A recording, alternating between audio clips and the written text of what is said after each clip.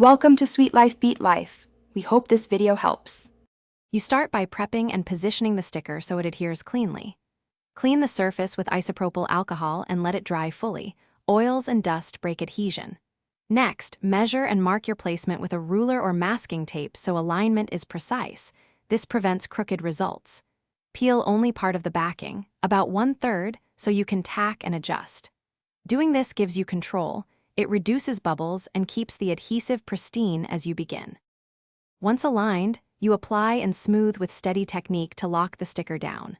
Use a hinge or partial peel method so the edge tacks first. This lets you confirm position before committing. Then, with a squeegee or stiff card, make firm, even passes from center to edges. This forces air out and ensures full contact.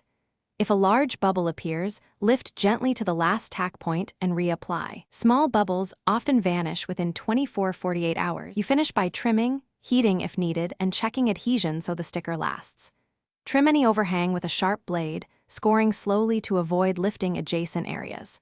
For curved or textured surfaces, warm the sticker gently with a hairdryer on low while pressing to conform the material.